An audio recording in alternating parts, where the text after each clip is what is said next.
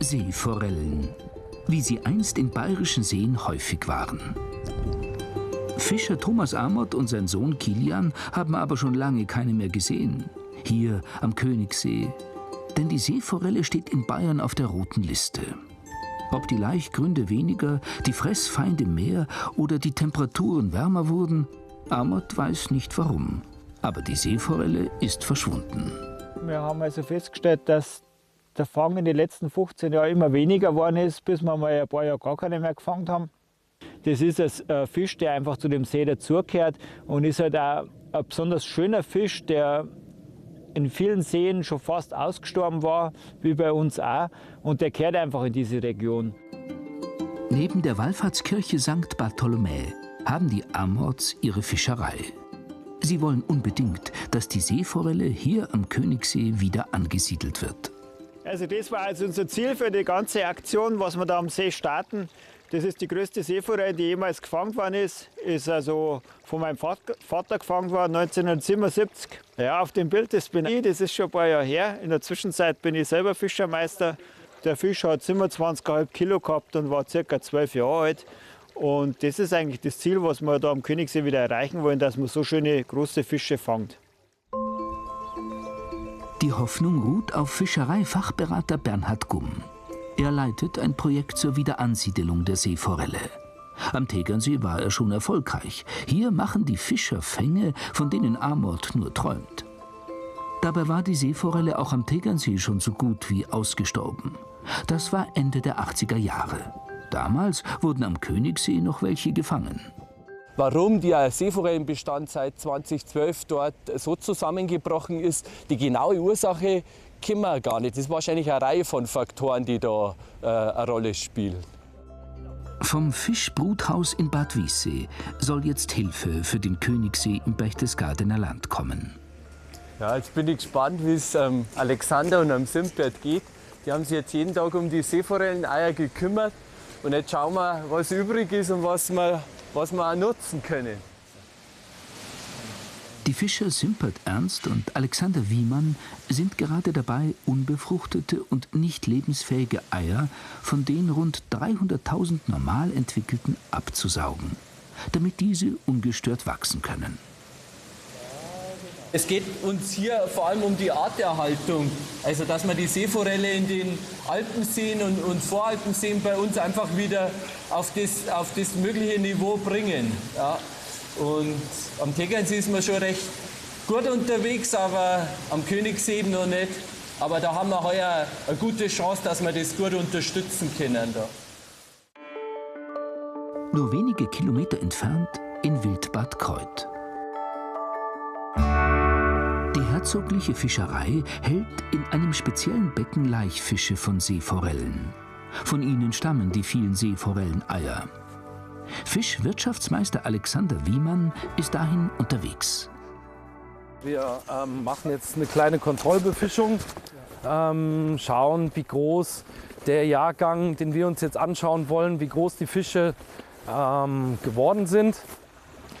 Wiemann versucht mit Futter die Seeforellen ins Netz zu locken. Aber die wollen sich nicht so leicht fangen lassen. Sie wissen ja nicht, dass sie als für ganz Bayern genetisch wertvolle Laichfische niemals im Kochtopf landen. Die habe ich noch nicht so oft gesehen, die Fische. Von daher bin ich auch gespannt, wie die jetzt vom Phänotyp, also vom Erscheinungsbild ausschauen. Ja. Die Eier wurden schon im November und Dezember abgestreift. Die Laichzeit der Seeforelle.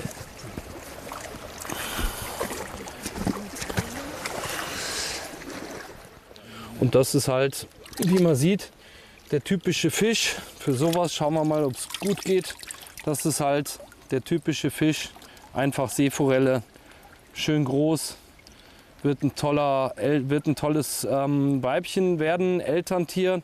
Na, da haben wir eben auf jeden Fall für die nächsten Jahre auch noch Nachwuchs da, dass wir da weiterarbeiten können. Genau. Mhm. 6 Wochen später. Im Fischbruthaus von Bad Wiessee hat sich so einiges getan. Die 300.000 Seeforelleneier haben sich zu kleinen Fischchen entwickelt. Die Schnee sind nun stark genug für den weiten Transport. 15.000 von ihnen sollen heute auf die Reise gehen. Nachwuchs für den Königssee.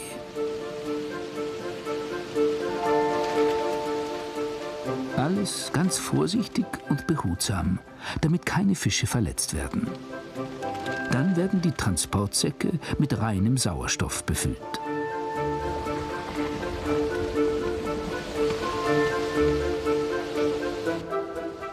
Los geht's vom Tegernsee im Landkreis Miesbach zum Königssee im Berchtesgadener Land.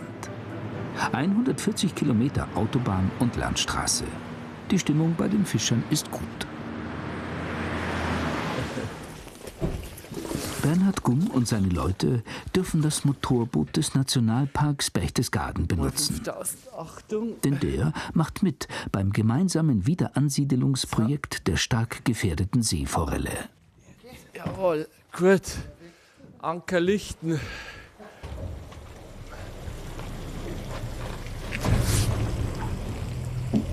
Ja, jetzt fahren wir die Fisch über den Königssee einmal quer drüber auf die andere Seite, wo der Salettbach mündet.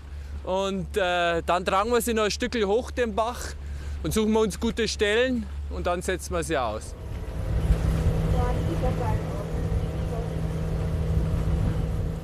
Die Komfortzone wird verlassen. Die ahnen noch nichts. Die Fischchen im tiefen Seewasser auszusetzen, hat in der Vergangenheit keinen Erfolg gebracht. Sie müssen zu den Kiesbänken in Zuflüsse wie den Salettbach. Davon ist auch Fischer Thomas Amort überzeugt. Vor dem Aussetzen wird erst einmal originales Bachwasser benötigt.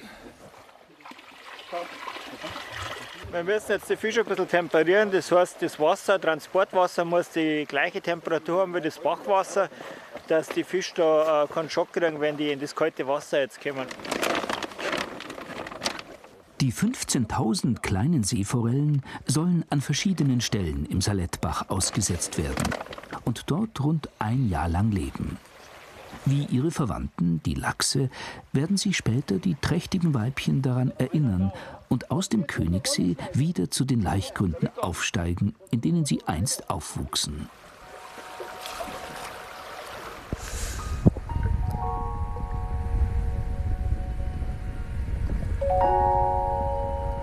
Laut Bernhard Gumm überlebt nur jede Hundertste.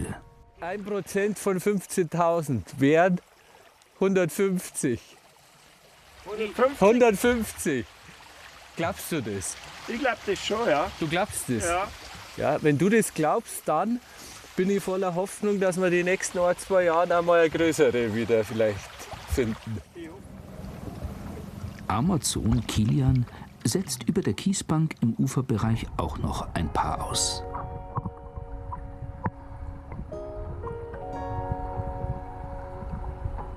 Man muss einfach jetzt einmal schauen, dass man das wieder so weit hinkriegt, dass sich diese Seeforelle wieder heimisch fühlt und auch sie von allein wieder fortpflanzt da am See. Es bleibt spannend in St. Bartholomäe. Wenn alles gut geht, können die Amorts in ein paar Jahren wieder Seeforellen fangen.